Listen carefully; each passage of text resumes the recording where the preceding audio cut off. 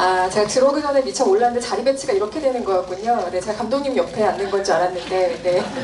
네, 오늘 오신 관객 여러분들께 인사 말씀 한 말씀씩 드리고 본격적으로 시작하도록 하겠습니다. 감독님부터 해주실까요? 네, 안녕하세요. 엑시트 연출한 감독 이상근이라고 합니다. 반갑습니다. 네, 안녕하세요. 엑시트에서 이영남 역을 맡은 조정석입니다. 네, 정의주 역할을 맡은 임유나입니다.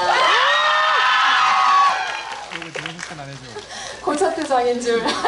네, 여러분 성원 감사드리고요. 배우분들이 말씀을 하실 때는 플래시를 아시겠지만 네, 조금만 자제를 부탁드리겠습니다. 감사합니다. 오늘 이상근 감독님, 조정석 배우님, 유나 배우님 모셨는데요. 곧 아마 영화가 빠르면 이번 주 뭐 금요일, 또 약간 늦으면 주말 정도가 되면 아마 500만을 돌파하지 않을까 네, 예측을 해보고요. 300만은 일단 돌파를 했습니다. 축하의 박수 한번 드릴까요? 보통 개봉 첫 주말에 그 배우들과 제작진이 무대 인사를 돌 때 표정을 보면 이 팀이 영화를 어떻게 생각하고 있구나를 대강 짐작을 할 수가 있거든요. 이 팀 기사 보셔서 아시겠지만 연신 싱글벙글 아주 기분 좋게 다니시더라고요. 정말 기분 좋은 주말을 보내셨을 것 같다는 생각이 들어요. 극장에서 관객들, 팬들과 직접 마주하신 소감 어떠셨는지 궁금해요. 감독님이 대표로 말씀해 주실까요? 네, 이렇게 또 대교로 이렇게 MX관에서 꽉 채우시는 분 앞에 제가 서 있는 게 참 믿기지가 않고요. 일단 영화 보신 주변 분들, 뭐 가족분들, 친구들, 그리고 뭐 인터넷상 뭐 이런 여러 가지 정보들도 다 보고 있고요. 거기서 뭐 좋은 글도 있고 혹은 뭐 뼈 때리는 말도 좀 있지만 뭐 좀 뭐 즐겁게 그래도 보고 많은 관심 주셔서 되게 좀 당황스럽기도 한데요. 뭐 아직 모든 것이 좀 첫 경험이라서 아직 제 머릿속에 아직 다 들어오지 않아서 좀 뭔가 느껴지기 힘든 지점도 있고 비현실적이기도 한데 굉장히 그래도 즐겁고 새로운 시간을 좀 보내고 있는 것 같습니다. 네, 배우분들도 아주 즐겁게 관객 여러분들 지금 만나기 위해 극장에 오셨고요. 오늘 좋은 얘기 많이 나눌 수 있도록 하겠습니다. 좋은 이야기도 많이 들려주세요. 일단 감독님 마이크 잡으신 김에 하나 먼저 질문을 드리고 네, 차차 질문을 드리도록 하겠습니다.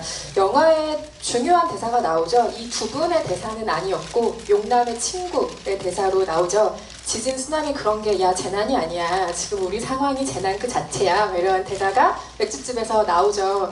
그 대사가 저는 굉장히 인상 깊게 기억에 남았고 관객 여러분들도 아마 그 대사를 기억을 하실 텐데요. 사실 이 딱 두 캐릭터의 세대가 뭔가를 자꾸 좀 포기해야 하는 세대잖아요. 그리고 우리가 흔히 그냥 헬조선이라고 부르는 그곳에서 제대로 뭔가 뜀박질 한번 해보지 못한 세대인데 그 세대를 위로하고픈 마음이 깃들어 있는 영화가 아닐까라는 생각이 들었고요. 가만히 있느니 좀 뭐라도 하자, 땀내나게 한번 뛰어보자 이런 패기를 가진 영화라는 생각이 들었어요. 아마 감독이 스스로에게 하고 싶었던 이야기를 조금 구체화시킨 게 아닌가라는 생각이 들었어요. 재난 영화라는 장르가 먼저 생각이 나셨어요? 아니면 청춘 세대에 대한 이야기로 출발하셨어요? 일단 오랫동안 영화 감독을 꿈꿔왔고 데뷔작을 어떤 걸 할까에 대한 고심도 많았는데요. 일단 대부분의 창작자가 그렇듯이 아마 자기 얘기를 녹여내는 것이 첫 번째였던 것 같습니다. 그래서 어쨌든 데뷔작은 인생에서 한 번뿐인 뭐 시간이고 그런 기회고 이때 내가 할 수 있는 얘기, 내가 가장 잘하는 얘기를 하고 싶다라는 것은 항상 가지고 있었던 생각이고요. 엑시트를 생각할 때는 재난 영화의 어떤 장르적인 틀 안에서 시작을 해보자 이런 것보다도 어떤 장르과도 이 안에 들어있는 내용물들은 다 똑같았을 거라고 생각합니다. 그래서 아마 재난물이든 어떤 다른 장르가 들어왔어도 아마 그 안에 지금 담고 있는 얘기들은 아마 지금처럼 비슷하지 않았을까라고 생각을 하고요. 초기에 잡았던 아이템, 그런 아이디어 영감들이 재난의 형식을 빌어왔기 때문에 지금 제가 하고 싶었던 얘기가 그 안에 뭐 온전히 담겨있지 않았을까? 네, 그런 생각을 합니다. 네, 아마 이 영화의 메시지에서 위로를 받으신 분들도 계실 거예요. 교훈을 얻으신 분들도 많을 테죠. 옥상문을 꼭 열어야 한다라던가 뭐 간단한 구조신호 정도는 외워두는 게 신상이 좋다라던가 여러 가지 교훈도 남겨있는 영화예요. 조정석 배우님의 특유의 능청스러운 리듬감, 이 영화에서 굉장히 탁월하게 발휘가 됐죠. 이 배우가 무대에서 보여줬던 순발력, 감각들 이런 거 생각하면 사실 스크린으로까지 그게 이어지는 게 그렇게 이상한 결과는 아닌 것 같아요. 어쩌면 당연한 결과이긴 한데 사소하지만 그런 장면 한번 떠올려 볼까요? 그 가족 행사 가기 전에 거울 앞에서 머리 가르마 때문에 짜증내는 장면인 이 배우가 아니면 누가 그렇게 할 수 있었을까라는 생각도 들고 헬스장 창문에서 캐틀벨 던지려고 하는 그 사소한 장면도 이렇게 맛깔나게 살릴 수가 있을까 하는 생각을 모두가 하실 텐데요. 그 어떤 특유의 리듬감은 조정석 배우는 좀 타고난 면이 많은 것 같으세요? 아니면 우리가 모르는 철저한 연습과 노력에 그친 게 조금 더 많다고 생각하세요? 아무래도 철저한 연습과 그렇죠. 피나는 노력과 네. 타고난 것도 있는 것 같아요. 정말. 뭐 일단은 워낙에 이제 연기 공부를 많이 해온 배우들은 다 이제 예. 그래서 이제 그때부터 이제 뭐 그런 뭐 순발력이라든가 아니면 그때 그 순간에 어떤 호흡들을 캐치해낸다든가 뭐 이런 것들 물론 이제 개인적으로 가지고 있는 각자 개인마다 가지고 있는 성향이나 아니면 그 뭐 어떤 그 재능이나 뭐 이런 것들은 분명히 있겠지만 열심히 훈련한 결과 네 뭐 그런 거 아닐까요? 네. 그리고 되게 파격적인 장면이죠. 예, 하이가 네 저도 굉장히 인상 깊게 생각합니다. 저는 사실 그 리듬감, 유머, 타이밍 이런 것들은 눈치에서 비롯된다고 생각하거든요. 눈치가 느린 사람은 절대로 잡아낼 수 없는 감각들이라고 생각해요. 옆에서 보시기에 어때요? 조정석 배우는 눈치가 좀 빠른 편이에요?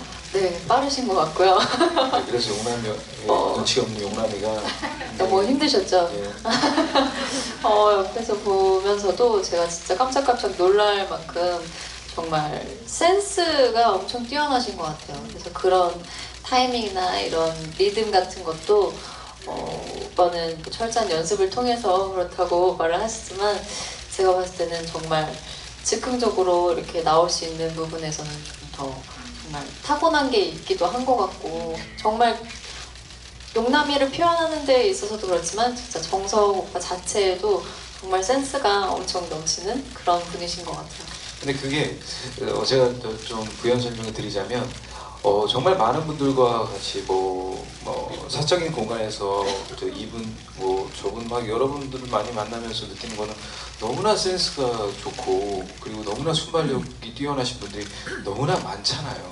근데 저희들은 그런 순발력과 그런 센스들을 카메라 앞에서 연기를 통해서 그걸 표현해 내야 되니까 분명한 훈련이 필요하다라는 얘기를 좀 더 붙여서 말씀드립니다. 순발력을 타고난 사람은 많지만 난 노력도 한다. 라는 얘기인 거죠? 아니요? 네. 그래서 이제 저희가 카메라 앞에 서는 사람들이기 때문에 예. 네, 유나 배우님의 얘기 잘 들으셨죠? 파트너에 대한 어떤 상찬을 준비를 해주시길 바라겠고요, 조정석 배우님. 조정석 배우가 연기할 대사 중에 가장 인상적인 대사 혹시 있으세요? 어떤 게 기억에 남으세요? 대사 말고 행동이 조금 더 기억에 남는 분들도 물론 계시겠죠? 저는 이 촬영 자체가 굉장히 배우들에게 어려웠을 거란 생각을 하는데 의외로 이 대사가 굉장히 어려웠을 거란 짐작을 해봤어요. 용남이 모두 옥상으로 올라가요! 라고 소리를 지르잖아요. 이 대사가 모든 이후의 행보의 시작점 같이 선언하는 대사거든요. 근데 이게 의외로 촬영하기 진짜 어려웠을 것 같다는 생각이 든 게 뭐냐면 너무 코믹해도 안 될 것 같고 너무 진지해도 안 될 것 같고 연기 톤을 잡아나가는 게 진짜 어려운 대사였을 거라는 생각이 들었어요. 실제로는 어땠어요?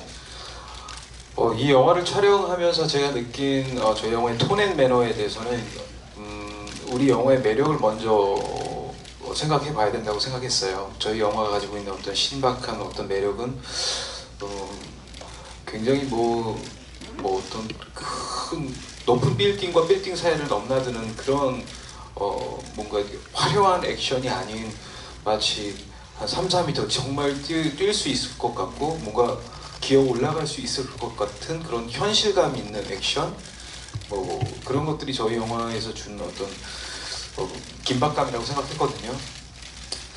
현실감 있는 용남이를 그리려고 노력을 했던 것 같아요. 그러다 보니까 코미디, 그러니까 누가 봐도 이건 너무너무 재밌는 장면이라 해도 그 장면이 되게 현실감 있게 아주 큰 빅재미를 드릴 수 있는 장면은 아니지만 그런 것들이 조금씩 쌓여서 이 영화의 톤 앤 매너가 결정지어질 것이다 라는 생각은 분명히 했던 것 같아요. 그래서 현실감 있게 접근한 것이 아마 그 장면이 정말 되게 코믹스럽게 보이지도 않고 되게 아주 정말 심각한 상황임에도 불구하고 뭔가 간절하면서 쏟아 나오는 그런 대사가 아닌 느낌? 예, 그런 중점이 좀 담겨져 있지 않나, 예, 그렇게 접근을 했던 것 같아요.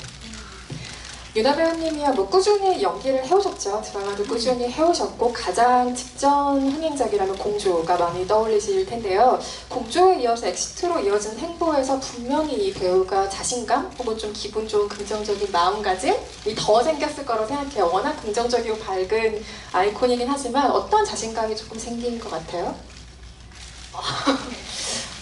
자신감이라기보다도요, 그냥, 물론 이렇게 이 캐릭터를 또 좋아해 주시고, 이제 영화를 좋아해 주시고, 좋은 시선으로 바라봐 주신 부분들이 많은 것 같아서 기분이 좋은 건 물론 있는데, 그럼으로 인해서 이렇게 좀 자신감이 많이 생긴다거나, 좀 뭔가 큰 변화가 막 저에게서 작품을 촬영하고 임하는 데 있어서 큰 무언가 변화보다도 그냥 이 이후에 제가 다른 캐릭터를 하거나 뭔가 이제 작품을 임할 때 좀 더 제가 힘을 낼 수 있는 그런 에너지가 좀 더 되지 않을까. 뭔가 자신감과는 조금 다른 느낌인 것 같아요. 물론 이렇게 좋게 봐주셔서 너무 좋지만 그런 부분들로 인해서 제가 이후에 뭔가 좀 안주하면서 가는 그런 부분들이 생기는 거는 없는 것 같고요. 여전히 어떤 작품을 할 때마다 긴장되고 또 어떻게 표현해야 될지 고민되는 부분들은 항상 있는 것 같아서 그런 부분들을 너무 좋게 봐주신 게 너무 고마운 느낌은 큽니다만 네. 자신감과는 조금 다른 부분인 것 같아요. 네.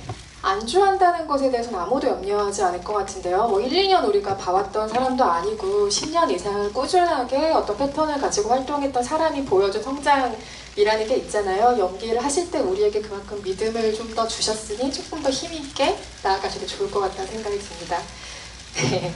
의주가 서랍에 놨던 그 산악용 고리가 결국에는 이 모든 이야기를 책임진다고 생각을 해요. 용남의 집에는 옷장에 산악용 용품이 엄청 쌓여있잖아요. 문을 열면 막 와르르 쏟아질 정도로. 의주도 어쩌면 그럴지 모르죠. 집에 산악용 용품을 쌓아놨을지 모르지만 왠지 이 인물은 정말 딱 그 산악용 고리 하나만 남겨놨을 것 같다는 생각이 저는 들더라고요. 어떤 마음에서 그걸 남겨놨을 거라고 생각하셨어요? 우선 의주의 전사에 대해서 이제 감독님하고 얘기를 했을 때 의주는 이제 국문과 출신이고 또 임용고시를 준비하던 학생이었는데 그런 본인의 전공을 살리지 못한 현실 속에서 이제 그런 다른 직업, 다른 분야에서 일을 하게 되고 있다 보니 좀 더 의주의 캐릭터에 있어서 퍽퍽한 현실을 살아가는 회사원이라는 그런 타이틀이 붙은 게 아닐까라는 생각이 들어요. 물론 뭐 감독님께서 더 잘 말씀을 해주실 수 있겠지만 그렇기 때문에 그런 부분에 있어서 의주한테도 가장 본인이 하고 싶었던 걸 했었던 시기, 그리고 뭔가 항상 즐겁고 뭔가 행복했던 추억이 많았던 그런 시기가 대학 생활 시기이지 않을까라는 생각이 들어요. 그래서 그때를 좀 더 추억하고 좀 간직하고 지내는 그런 마음에 그 산악용 고리, 카라비너가 그런 오브제가 되지 않았을까라는 생각이 듭니다. 결국에는 그 무거운 카라비너가 두 사람의 또 연결고리가 되어주기도 하고요. 사실은 그 연결고리가 처음과 끝을 정말 다 책임지는 영화인 것 같다는 생각도 들어요. 네. 그 카라비너 설정에 대해서 살짝만 부연 설명을 드리고 싶어서 일단 그 영화 초반에 용남이 바라봤던 카라비너와 우주가 가지고 다녔던 카라비너는 같은 거고요. 그 카라비너는 두 사람이 대학 시절 동아리인 파인딩이라는 산악 동아리 이름이 파인딩이라고 설정을 했었는데요. 그 루트 파인딩에서 따와서 뭔가를 찾는 행위, 그것이 뭔가 어울릴 것 같아서 그래서 용남의 그 바라보는 카라비너는 어쨌든 그 동아리를 가입하면 하나씩 쥐어준다고 설정을 했었고요. 용남의 카라비너를 자세히 보시면 파인딩 25기라고 적혀 있고 우주가 가지고 다녔던 거는 파인딩 29기라고 적혀 있어요. 그래서 파인딩하기 힘들었어요. 파인딩 파인딩 적혀 29기고 파인딩하기 힘들었던 것 같아요. 그래서 이제 의주는 그 파인딩 29기라고 적힌 그 카라비너를 기념 삼아서 가방에 액세서리처럼 붙이고 다녔던 거고요. 영남이가 초반에 그 카라비너를 바라봤던 지점도 그 카라비너를 통해서 뭐 과거에 찬란했던 시절, 어떤 자기가 뭔가 되게 재밌었던 그런 시절을 떠올림과 동시에 아마 의주를 좀 더 떠올리지 않았을까, 네, 그런 생각을 합니다. 파인딩 못 찾으신 분들 얘기 들으셨죠? 다시 한번 영화 보셔야 됩니다. 파인딩을 찾아서. 그 조동석 배우님 준비되셨을 것 같은 질문 한번 드려볼게요.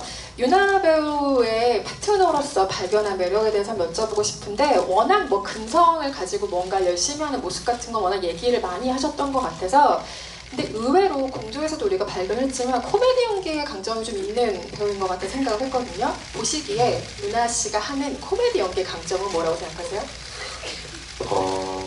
감각이 있는 것 같아요. 그러니까 이 감각이 있다는 것 자체가 누가 재밌게 어떤 얘기를 해도 되게 잘 웃어줄 수 있는 감각, 아니면 내가 정말 재밌는 얘기를 해도 남들을 웃길 수 있는 감각. 근데 이제 사실 멍석이 깔린 자리에서 내가 누군가를 웃겨야 된다 이런 게 아니라, 저희들은 되게 생동감 있게 이 인물을 잘 구현하면 그걸 보고서 관객분들 그 상황 속에 있는 코미디를 우리가 이해할 수 있는 거잖아요. 근데 그 상황은 저와 의주가 만드는 거라고 항상 생각했는데, 이제 이 두 배우가 만나서 서로의 어떤 코드가 웃음 코드나 뭐 코미디의 어떤 감각이나 이런 것들이 잘 맞지 않는다면 그런 앙상블을 끌어내기는 쉽지 않다고 저는 생각하거든요. 감독님도 만약에 그랬다면 되게 좀 힘들지 않았을까. 근데 현장에서 유나 씨와 같이 연기할 때, 특히나 이제 코미디 장면들을 연기할 때 여기서는 이러한 상황이니까 너무 웃길 거야 라는 분석을 하는 거는 쉽지만 그거를 만들어내기는 쉽지 않거든요. 그러니까 자기 거로 흡수시키고 자기화시키는 거에 굉장히 능한 배우, 그리고 뚝심 있고 성실하고. 네, 근데 그런 뚝심 있고 성실한 부분들은 아무래도 얼마 전에 이제 소녀시대가 12주년이었거든요. 축하, 네, 박수 한번 주세요. 근데 아무래도 물론 분야는 다르지만, 그리고 오랫동안 연기를 해온 배우지만 그런 오랜 연예계 활동을 하면서 어떤 다져진 어떤 뚝심, 그런 것들이 분명히 연기에 묻어났다고 저는 생각하고요.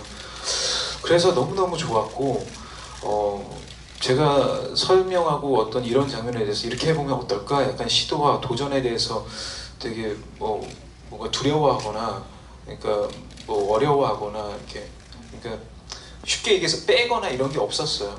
네, 그래서 정말 저희 영화 보시면 아시겠지만 유나 씨가 이렇게 요정처럼 아름다운 유나 씨가 되게 망가지기도, 너무 심하게 망가질 때도 있고, 근데 그런 부분들의 어떤 그런 뭐 중점을 찾는다거나 이런 게 현장에서는 전혀 볼 수가 없었어요. 네, 그래서 너무 멋있었고 같이 호흡하기도 너무너무 즐거웠고, 그리고 이제 공적으로 촬영하고 현장에서 이 작품을 만들어가는 그 현장에서도 너무 좋았지만, 사적으로도 되게 좋은 동생이고 너무 착한 동생, 그래서 더 믿음도 가고 되게 좋았던 것 같아요. 네. 아닙니다. 답변 준비 오래 하셨네요. 많이. 아니 뭐 이런 자리가 있다면, 사실 인터뷰 하는 자리에서 유나 씨 얘기 많이 했지만 그 시간이 이렇게 딱 정해져 있기 때문에 저의 어떤 정말 속 마음들이나 제가 느꼈던 부분들을 이런 자리를 빌어서 말씀을 드릴 수 있으면 좋겠다라는 생각이 들어서. 네, 저는 옆에서 오빠를 보고 배운 것뿐입니다. 정말 이게 정말 배우들끼리 호흡이라는 거는 곁에서 느껴져요. 아무리 이게 말로 꾸미려고 해도 그 진정성이라는 게 진짜로 느껴지거든요. 근데 상대 배우가 이렇게까지 이야기를 하는 건 아마도 정말 그런 모습을 보여주셨기 때문일 거예요. 두 배우의 호흡이 이 영화의 어떤 재미와 결을 책임진 확실한 요소이기 때문에 나올 수 있는 얘기인 것 같기도 하고요. 엑시트의 또 하나의 강점은 속도감인 것 같아요. 이 속도감이 떨어지면 사실은 게임 끝이라고 봐도 좋은 영화인 것 같은데, 다만 속도감이 좋다라는 건 굉장히 결과론적인 이야기고, 이렇게 되기까지의 과정은 되게 어려웠을 거란 생각이 들어요. 왜냐하면 크게 보면 탈출을 꾀한다가 끝이에요. 거기서 인물의 동선과 행동이 계속 반복되죠. 달리고 넘고 올라가고 뛰고, 이것만 계속 본다면 얼마나 단조롭겠어요. 그런데 영화를 보셔서 아시겠지만 절대 단조로운 패턴이 아니죠.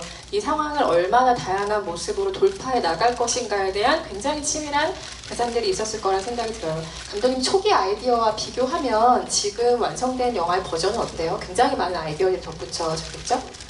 아니 오히려 지금은 축소된 버전이고요. 아, 네. 그 이전에는 굉장히 좀 많은 미션 스테이지들이 한 3-4군데 더 있었던 걸로 기억을 하고요. 좀 더 뭔가 액션적으로 강한 부분도 있었고, 아니면 조금 더 아이디어적으로 조금 볼 수 없었던, 지금보다 훨씬 더 생각지도 못했던 방법들의 어떤 그런 미션 격파에 대한 아이디어들이 있었는데, 말씀하신 대로 너무 동호 반복이 되다 보면 아무리 재미있는 장면이라도 지루함을 느낄 수가 있다 판단해서 프리 프로덕션 과정에서 알맹이만 빼놓고 조금 덜어낸 부분이 있고요. 그리고 편집적으로도 조금 더 빠른 호흡을 가기 위해서 아무래도 노력했던 부분도 사실이고, 그리고 영화가 아무래도 저희 영화 자체가 뭔가 속도를 빠르게 가지 않으면 자칫 관객분들이 생각을 너무 깊게 하시게 되면은 뭐 분석이라든지 저게 말이 될까? 라고 자칫 옆으로 가실 수 있기 때문에 그런 단점도 좀 상쇄할 수 있도록 좀 편집적으로 빠른 호흡과 리듬, 네, 거기에 좀 중점을 잡기 위해서 좀 노력을 많이 했습니다. 또 하나의 강점을 꼽아보자면 이 영화가 재난 영화의 클리셰, 그러니까 계속 동화 반복처럼 반복된 어떤 장르의 패턴을 비껴봤다는 건데요. 보통 한국 재난 영화의 특징이 있는 것 같아요. 이 주인공들이 재난의 상황 자체로 직면을 해야 되는데 재난을 둘러싼 사회적인 상황에 직면하는 게 사실은 한국 재난 영화의 특징인 것 같다는 생각이 들거든요. 그런데 이 영화는 이를테면 컨트롤 타워에서 뭐 어떻게 이들을 구출할 건지에 대한 장면이 없고, 로맨스가 중심에 놓이지 않고, 민폐 캐릭터도 없죠. 뭐 강경 씨가 연기한 캐릭터가 약간 아주 비운 부분을 담당하고 있긴 하지만 테러로 인해서 죽은 사람들의 모습을 필요 이상으로 이 영화가 보여주지도 않아요. 굉장히 조심하면서 찍었다는 인상들이 있는 거죠. 스스로 어떤 기준들을 세우셨어요, 감독님? 일단 구점장님의 어떤 직장 내 성희롱적인 그런 뭐 행동들은 좀 지탄받고 좀 얄미워할 수 있지만, 사실 그분이 빠르게 퇴근시킨 아르바이트생들은 목숨을 부지했다는 점을 생각하시면 그 구점장이 실질적으로 제일 많은 사람을 살렸다고도 볼 수 있는 지점이 있고요. 그 구점장은 사실 어떻게 보면 저는 위치적으로 보통의 사람들이 살기 위해서 할 수 있는 행동, 그게 뭐 비난받아 마땅해야 된다라고 생각은 하지 않았어요. 일반적인 사람들이 할 수 있는 정도의 행동이다. 물론 욕망과 의지에 비하면 좀 못하지만은 그런 정도의 사람도 있을 것이다라고 생각을 해서 뭔가 빌런이나 어떤 혐오적인 어떤 등장인물로 묘사되거나 이런 것보다는 뭐 그럴 수도 있겠다라는 식의 감초적인 역할 정도로 생각을 했었고요. 그리고 어쨌든 엑시트가 기존의 재난 영화의 조금 다른 지점에서 어쨌든 지금 현재 평가받고 있는 것은, 저도 시나리오 초반 상황에서 일단 기본적으로 재난 영화의 어떤 형식에 맞춰서 써본 적도 있고요. 또 컨트롤 타워가 있었던 적도 있고, 또 여러 가지 버전업을 하면서 뭔가 새로움에 대한 좀 갈증도 느꼈고, 그러면서 이제 뭐 여러 가지 버전업 되면서 많이 빠지게 됐는데요. 어쨌든 데뷔작으로서 뭔가 만들려고 할 때 완전히 새로운 장르를 만들 수는 없겠지만 기존 장르에서 뭔가 비틀고 제가 할 수 있는 얘기가 뭘까 이런 걸 생각했을 때 기존 장르에서 뭔가 비틀어보자, 그리고 뺄 거는 확실히 빼보자 하는 생각이 좀 강했었고요.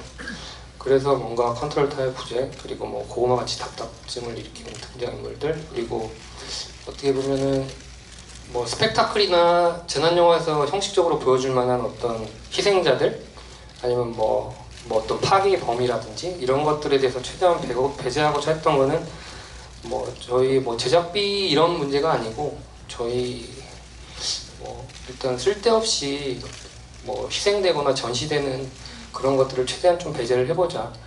그런 것들이 아니더라도 어떤 재난의 스릴이라든지 긴장감을 유지시킬 수 있다면 이것도 어떤 실험적인 영화가 아닐까라고 생각을 했던 지점이 있고, 또 그런 어떤 모습을 좀 전시함으로써 뭔가 이용하는 것만 같은 저 개인적인 좀 느낌도 좀 싫었던 것도 있고요. 그래서 이번에는 그렇게 한번 좀 도전을 해보자. 물론 이런 재난 영화에서 보여줄 만한 것들을 기대하고 오신 관객분들은 좀 실망하실 수도 있겠지만은 이런 재난의 형식이 있을 수도 있구나 라고 한번 바라봐주셨으면 좋겠다 생각을 하고 한번 도전하게 됐습니다. 결과적으로는 굉장히 사려있고 신선한 방식이었다고 생각합니다.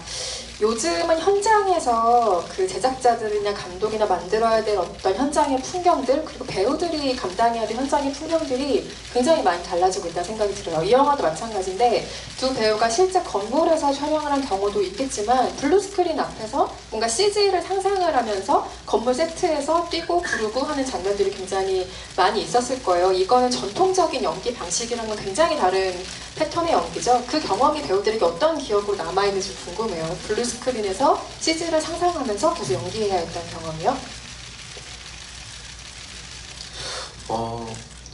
블루스크린 나중에는 보기도 싫고 막 그랬었어. 네, 또 블루스크린이네 이러면서 뭐 그랬던 기억이 나는데, 블루스크린이 있다 해서 뭔가 약간 좀 제가 상상해야만 하고 뭐 이런 거 특별히 없었던 것 같아요. 왜냐면 저희 세트가 실제로 굉장히 높게 지었고요. 그리고 그 공간 너무 무서웠어요. 네. 그렇기 때문에 아니 이럴 거면 블루스크린 안 깔아도 되겠는데 뭐 이런 생각도 한 적도 있고, 예, 그만큼 실제적으로 저한테 굉장히 공포감과 그런 것들을 이렇게 잘 와닿아서 블루스크린을 하면서 제가 뭔가 여기는 몇 미터고 어느 정도 높이며 뭔가 상상을 하면서 굳이 할 필요가 없었던 것 같아요. 그래서 물론 공간에 대한 상상은 분명히 했지만 어떤 높이에 대한 상상은 별로 안 했던 것 같아요. 예. 유나 배우님은 어떠셨어요? 네, 저도 비슷한 의견이기도 한데, 저는 블루스크린이어서라기보다 재난이라는 상황을 저희가 흔히 이렇게 접해보지는 않았잖아요. 그렇다 보니까 그런 부분에 있어서의 이런 상상이나 그런 감정을 생각해보는 거는 있었지만, 그런 정말 공간적인 부분에 있어서는 정말 세트장에서도 진짜 실제처럼 그렇게 만들어진 세트들도 많았기 때문에 딱히 그렇게 크게 어렵게 뭔가 이렇게 좀 공감하려고 상상하고 이런 부분은 또 크지 않았던 것 같아요. 오히려 이 영화가 나오고 나서 저거를 블루스크린에서 찍었었지? 그게 이렇게 나왔구나라는 생각을 막 많이 못했던 것 같아요. 네. 워낙 실감나는 촬영 현장에서부터 분위기가 만들어져 있었기 때문에 배우분들이 말씀하실 때 카메라 프레시 사용은 다시 한번 자제를 좀 부탁드리겠습니다. 여러분과의 좀 더 또렷한 아이 컨택을 위해서 눈을 감으시지 않도록 다시 한번 주의 부탁드리고요. 근데 이 건물 외벽 디자인이라는 게요, 저는 이 영화를 보고 처음으로 꽃게와 사자에게 고마움을 느꼈는데 그게 있어야 뭔가 기어오를 수 있는 디딜 언덕이 되는구나 라는 생각이 이제 반가웠는데, 그 세트장의 건물 외벽을 만들더라도 이게 등반이 가능하도록 설계를 해야 되잖아요. 그러려면 결국 직접 해보면서 하나하나 뭔가 붙이거나 만들 수밖에 없었겠다라는 생각이 들었는데, 실제로 그렇게 만드셨어요, 감독님?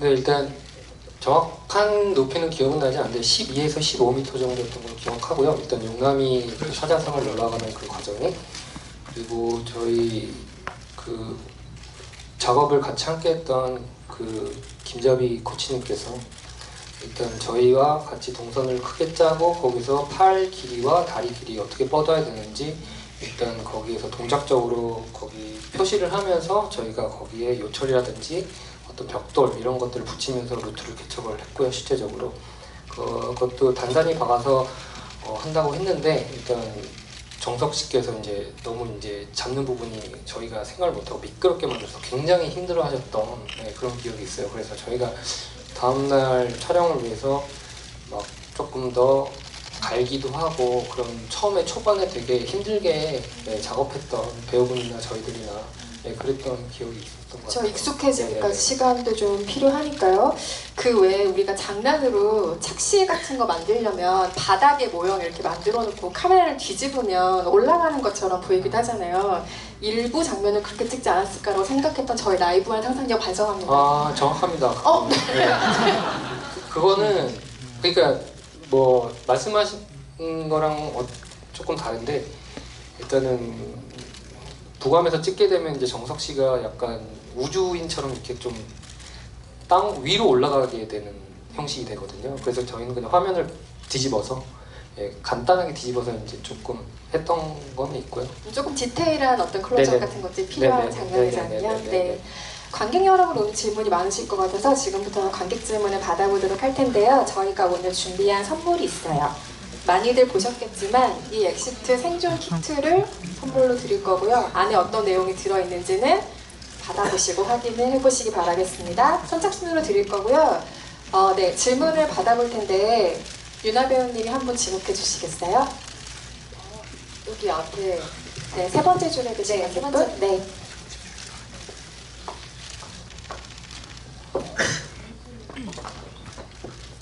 고맙습니다. 저기 이뮤나 배우한테 한 질문 하나 하고 감독님한테 짧게 하나씩 이렇게 해도 괜찮죠? 네, 하세요. 예, 저 이뮤나 배우 이제 이런 자리에서 좀 민망하긴 한데 혹시 차기작도 액션 장르인지 아니면은 어떤 장르로 이제 하고 싶은지 좀 들려주시면 감사하겠습니다. 그리고 감독님한테 질문은 거의 마지막 부분에 가면은 이제 두 남녀 주인공이 이제 크레인이 있는 빌딩으로 가다가 추락하는 장면이 있거든요. 저는 그 장면에서 결국 한 명을 죽이나 싶었는데 나중에 이제 크레인에서 결국 둘 다 살아남잖아요. 근데 그 중간 단계를 그 편집반장에서 이렇게 삭제하신 것 같은데 원래 어떤 과정을 이렇게 넣으셨다가 이렇게 빼신 건지 좀 들려주시면 감사하겠습니다.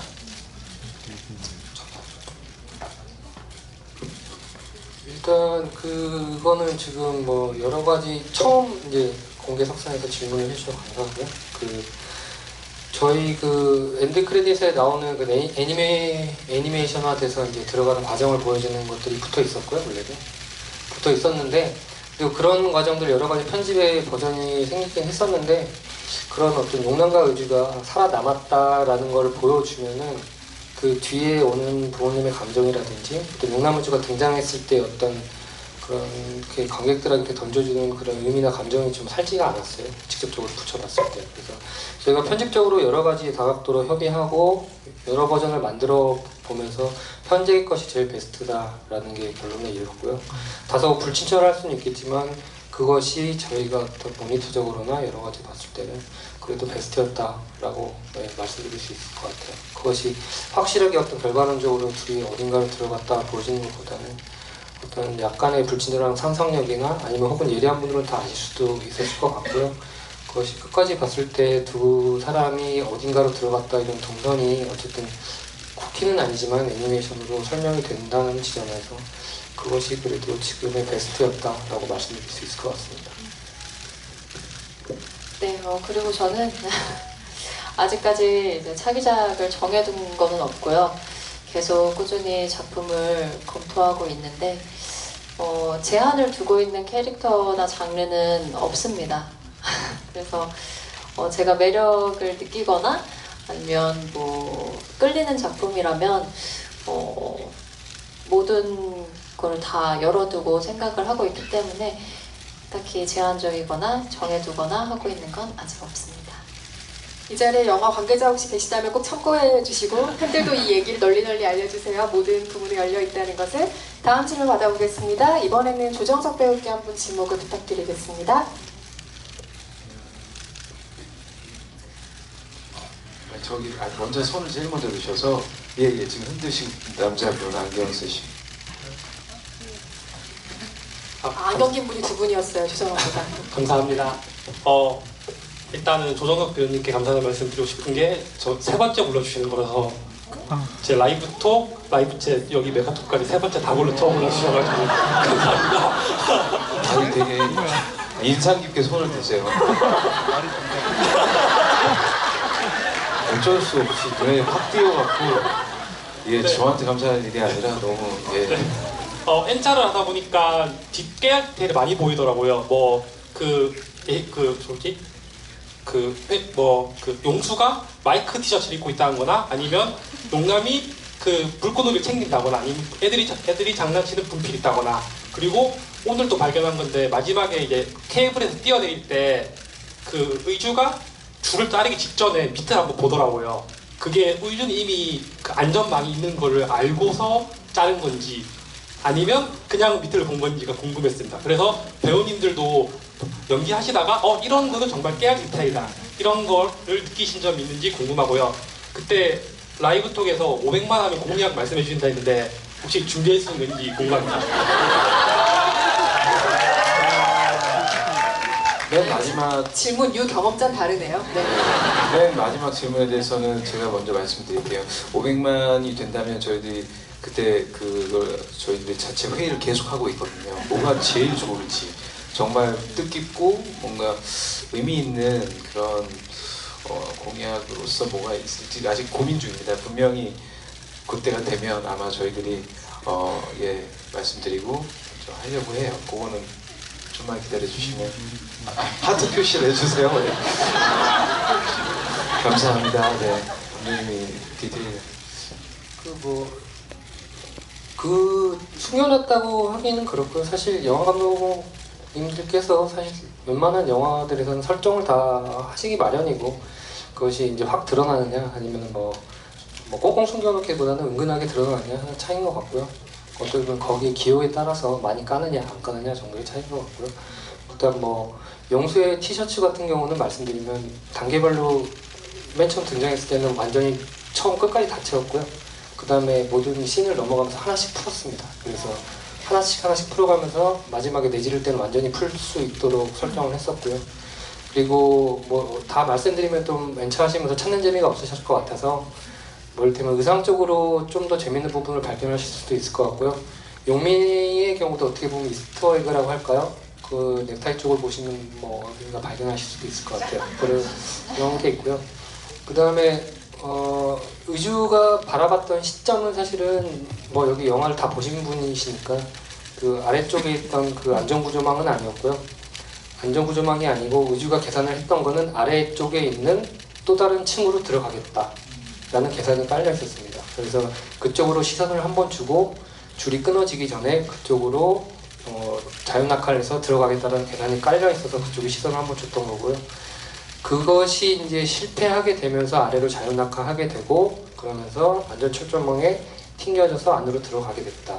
왜냐하면 의주가 거기서 안전철망에 시선을 주고 그렇게까지 계산을 하게 되면 너무나 완벽하고 너무나 대단한 그런 것이 될 수 있기 때문에 거기까지는 의주가 생각하지 못했다라고 말씀을 드리고 싶습니다. 네. 감독님 안 그러신데 지금 파인딩 얘기도 해주시고 넥타이 얘기도 해주시고 N차 관람을 은근히 지금 가장 적극적으로 홍보하고 계세요. 네, 감독님의 바람을 꼭 이뤄주셨으면 좋겠고요. 감독님이 이번엔 한번 지목을 해주실까요? 지금 조정석 배우의 발언 이후로 그 손에 드는 양상이 굉장히 더 화려해지고 있는데요. 네. 저기 조명 뒤에서 억울하실 것 같아서 지금 역광이라 저 조명 저기 흰색 남자분 옆에 계신 검은 옷 여자분. 네.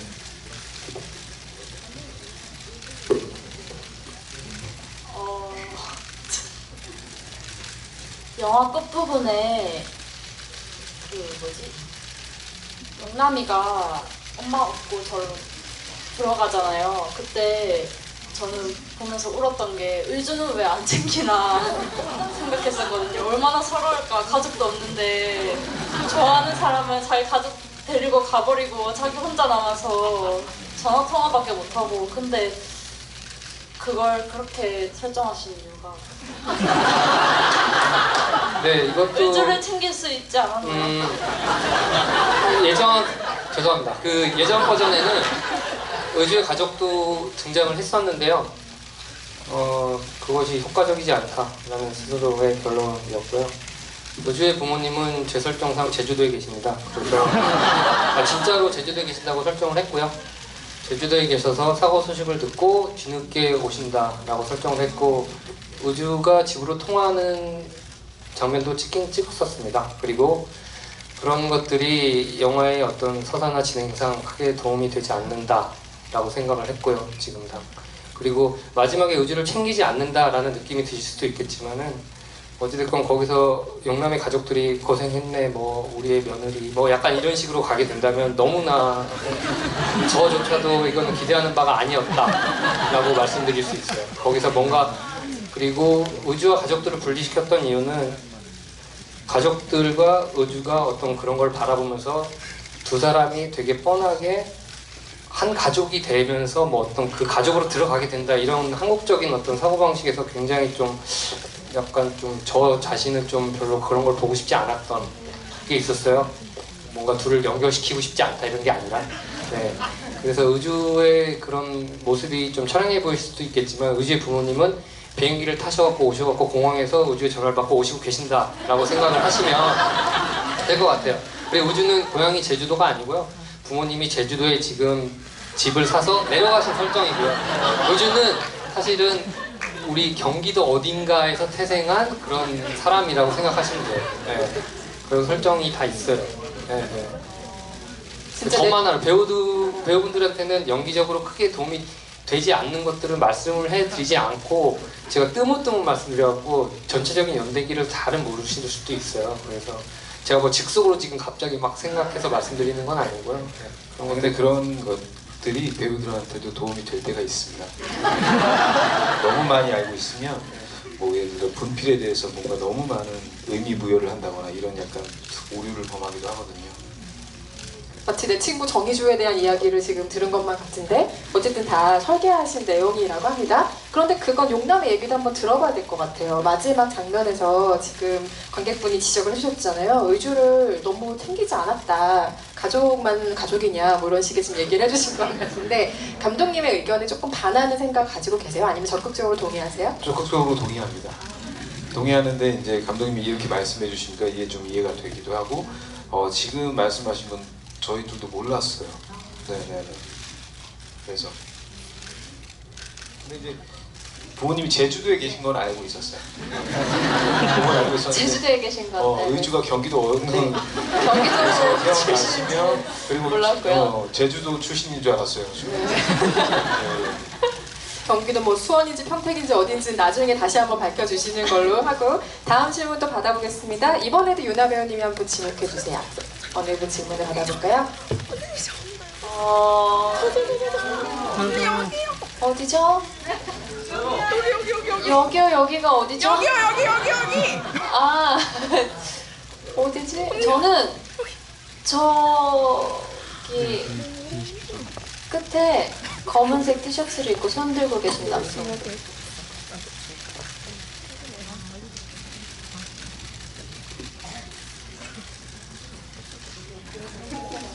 네, 감사합니다. 저는 조정석 배우님께 질문 드리고 싶은데 영화적인 건 아니고 제 개인적인 고민인데 저도 이제 연기를 좀 준비하고 있는 한 학생으로서 요즘 진로 고민이 좀 있는데 지금 대학교는 전공을 다른 거를 전공하고 있고요. 지금 이제 막학기를 다니고 있는데 사실 배우라는 길이 굉장히 좁은 길인데 이거를 이제 좀 고민이에요 사실. 이 길을 계속 준비를 해야 되나 아니면 전공 쪽을 맞춰서 이제 취업 준비를 해야 되나 사실 이 고민은 되게 옛날부터 많이 해왔는데 지금 전공은 사실 아닌데 뭐 회사기는 하고 준비를 좀 열심히 하고 있는데 유정석 배우님도 그런 시절이 분명히 있었을 거라고 생각이 들어서 그럴 때 어떻게 극복을 해 가셨고 그러셨는지 좀 궁금합니다.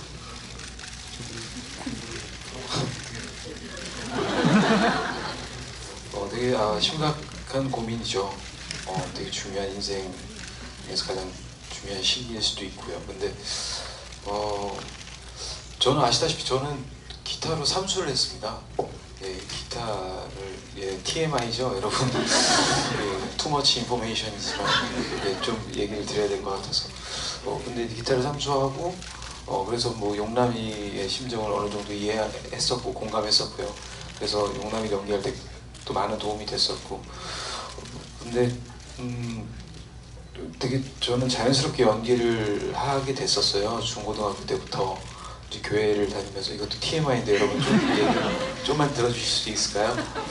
네, 그래갖고 교회 다니면서 연기를 하고 또 안무도 짜보고 그리고 뭐 연출도 해보고 조명도 해보고 음향도 해보고 다 해봤어요. 교회를 다니면서. 근데 저한테는 그래서 연기라는 게 약간 좀 놀이처럼 다가왔던 기억이 나요.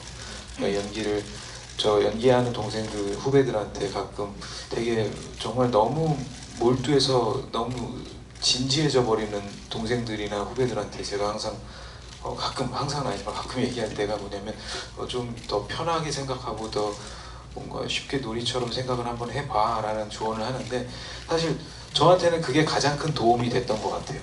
그러니까 제가 연기자가 되겠다 뭐 이런 꿈을 꾼 건 나중이지만 누군가의 추천으로 인해서 누군가의 조언을 통해서 연기에 재능이 있는 것 같으니 한번 해봐. 제가 삼수하던 시절에 이제 그런 얘기를 듣고 제가 실제로 해봤죠. 근데 덜컥 연극과는 한 번에 붙은 거예요. 그리고 이 길이 내 길인가? 그러면서 이제 교문 앞에 들어서기 전에 직전에 딱 서서 내가 이 학교를 들어가서 이제부터 입학을 하면 정말 연기만 생각해야지라는 생각으로 했어요. 그래서 그 누구보다도 대학 시절을 그만큼 열심히 훈련하고 연기 공부를 했던 거에 대해서는 되게 자부심이 있거든요.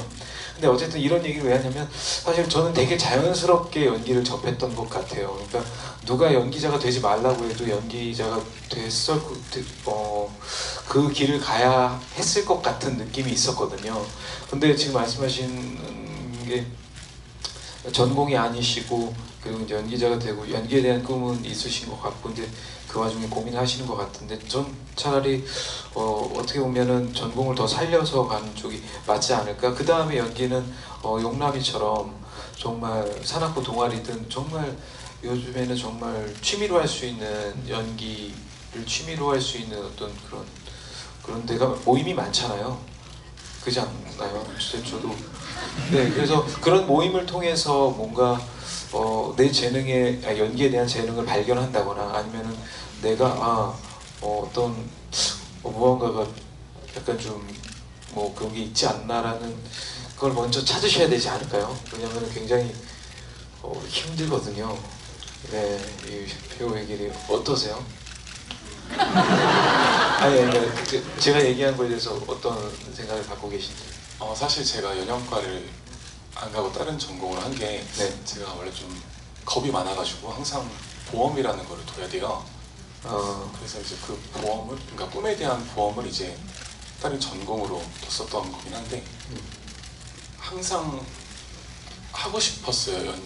연기라는 거죠. 근데 하고 싶으시면 하셔야 돼요. 해보세요. 예, 저는 개인적으로 그렇게 생각을 합니다. 정말로. 근데 전공을 살리는 거를 더 추천하긴 해요. 근데 이제 저 하나만 더 말씀드리자면 저는 사실 벼랑끝 전술이었어요. 예, 이거밖에 없었어요. 그래서 열심히 할 수밖에 없었던 것 같아요. 그래서 다른 건 생각도 못했어요. 근데 뭔가 보험이란 단어를 사용해 주셨는데 물론 그것도 좋지만 때로는 뭔가 한번 확 시도하고 저질러보는 것도 나쁘지 않은 것 같긴 해요. 저 같으면은 그런 선택을 할 수도 있을 것 같은데 지금 질문하신 분의 어떤 미래에 대한 되게 중요한 얘기니까 갑자기 그런 질문을 해주시니까 저도 되게 가장 뭔가 더 현명한 답을 해드리고 싶어서 어떻게 보면 전공을 살리고 아마 연기는 또 다른 모임이나 어떤 그런 것들을 찾으셔서 한번 해보는 건 어떨까. 사실은 아주 개인적인 이야기이고 구체적인 상황을 모르는 상태에서 조언을 해주는 게 굉장히 어려운 일인데 최선을 다해서 말씀해 주신 것 같고요. 시간 관계상 이 질문 여기서 답변을 종료하도록 하겠습니다. 지금 질문해 주신 관객뿐 아니라 많은 분들께도 도움이 되는 질문이었길 바라고요. 네, 마지막 질문 하나 더 받아볼 텐데요. 여기요! 여기! 조정석 배우님이 여기요! 마지막으로 한번 질문 해주시죠. 여기요! 저기 여기. 네네. 두 번째 줄에 계신 관객분인데요. 네, 두 번째 분에 계신 분. 용남아 너만 보면 뭐라고 써 있는 거죠? 머리 저 염색하신. 심장 뛰어도 예. 부정 내본다고. 예, 일단 네. 심장이 너무 뛰셔도 질문하셔야 됩니다. 네. 질문하시죠. 네. 네, 감독님한테 질문 드리고 싶은데요.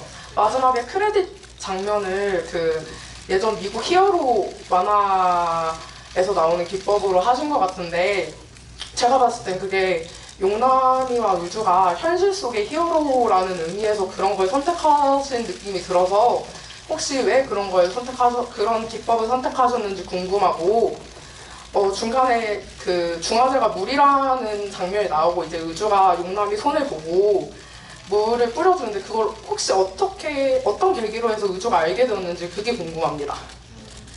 뒤부터 거슬러 올라갈게요. 질문을. 네, 물은 사실 초반에 정연을 탁자에 눕혔을 때 용남이 물로 씻겨주고 겉옷벗기고 물로 씻겨주래 라는 우연한 단어는 사실 모든 영화의 시작부터 사실 답은 다 있었어요.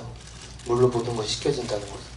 그래서 사실 모든 것은 물로 씻겨지기 마련이고 저희 영화가 어떻게든 화학적으로 어떻게 설명할 수 없는 영화적 상상력, 비겁하지만 그렇게 넘어갈 수 있다고 생각했기 때문에 물로 해결하려고 했고요.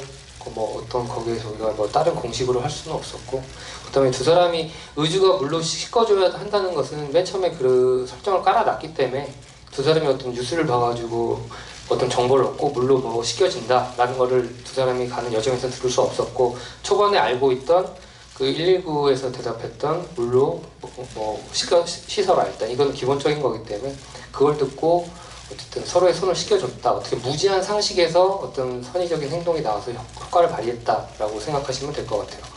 그리고 좀 전에 질문 뭐였죠? 엔드 크레딧에 예. 들어간 엔딩에 약간 툰 효과 같은 걸 줬었는데요. 그건 특별한 의미보다는 어쨌든 엔딩 크레딧으로서의 어떤 미학적인 효과? 대단히 독특하고 창의적인 방법은 아니지만 뭔가 우리 영화가 어떻게 보면 만화적일 수도 있는 부분도 있고, 그런 부분에서 재난 영화적으로 뭔가 토덴 매너가 조금 더 다른 것보다는 좀 발랄한 지점도 있을 것 같다. 그리고 조금 더 우리 영화가 좀 그런 톤적인 부분을 좀 부각시키면 어쨌든 보고 나오셨을 때 좀 더 경쾌한 기분으로 보시지 않을까라는 생각에서 그렇게 접근을 했었습니다. 네. 네, 모든 질문 감사드리고요. 죄송한데 네. 제가 그 선물을 네, 지금 질문자 그거 분들 하려고 중에 했어요. 네. 지금 저희가 5개의 질문을 받았잖아요. 그 중에 한 분의 감독님께서 그 질문을 골라서 특별한 선물을 준비하셨다고. 네. 많이 오시는 팬분들은 아시겠지만 수봉시트 팬 준비했고요. 이거 얼마나 좋아하는데 이거 이쁘다. 저희 제작했던 기존의 것이 아니고 저희가 영화의 제작을 위해서 썼던 것 중에 한정으로 몇 개 남지 않은 것 중에 배우분들 사인, 그리고 수봉슈트 18번째 리미티드라 지금 18번째 나가는 거고요. 감사합니다. 저는 지금 질문자분들 중에서 현재 진로에 대해 고민하고 계시는 그래서 이 수봉슈트를 잠시나마 받으시고 그런 진로에 대한 고민 살짝 잊으시면서 이 수봉슈트가 언젠간 그 현실 세계의 어떤 것을 막아줄 수 있지도 않을까 그런 묘한 생각하면서 드리고 싶습니다. 네. 조정석 배우가 손으로 고이 접어주신 쓰레기 봉투이기 때문에 좋은 기운이 전달되길 바래요. 그리고 받으러 지금 나오신 건가요? 맞죠? 네.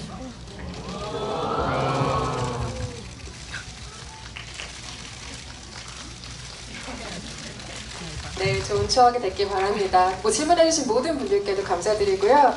오늘 메가토크 유쾌한 자리로 같이 만들어주셔서 감독님, 배우분들 감사드리고요. 오늘 마지막으로 인사 한 말씀씩 해주시고 자리를 마무리하도록 하겠습니다. 감독님부터 부탁드립니다.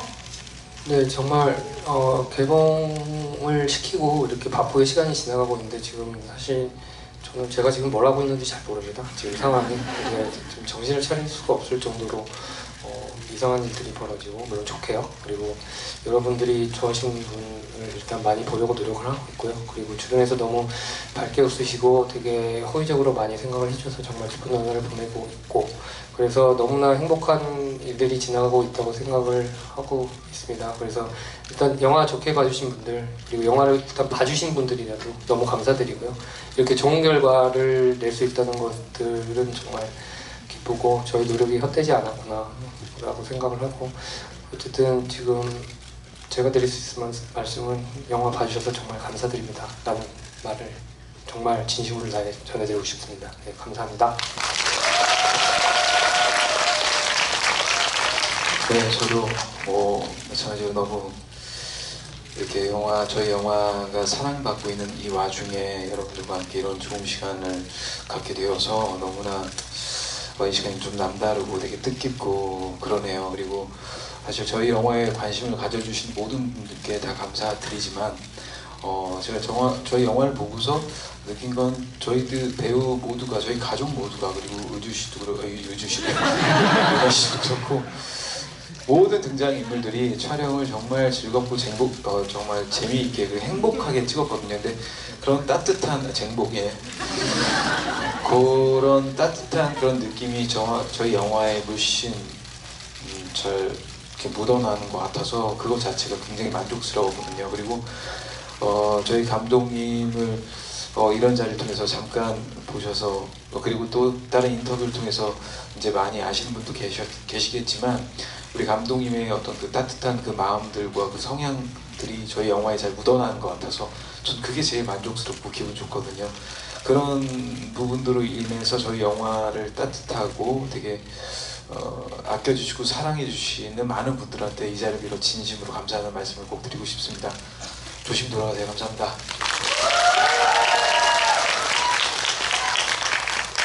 네, 저도 사실은 영화 첫 주연작이기 때문에 굉장히 이렇게 많은 분들이 사랑을 해주시고 봐주시고 하는 부분들이 너무나도 감사하면서도 한편으로는 굉장히 얼떨떨할 정도로 어찌해야 될지 모르겠는 그런 기분이 들 때도 많은데요.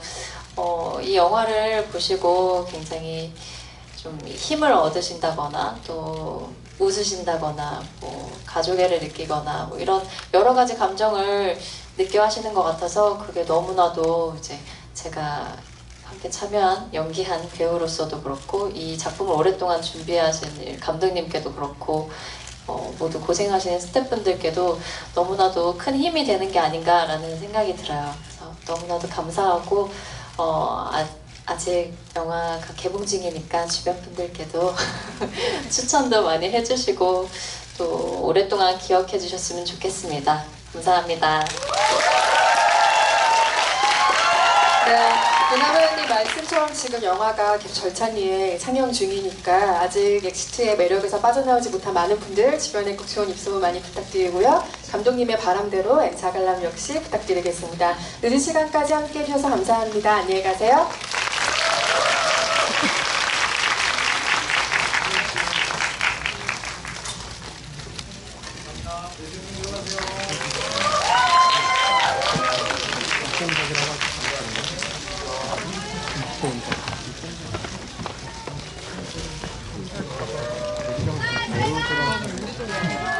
아,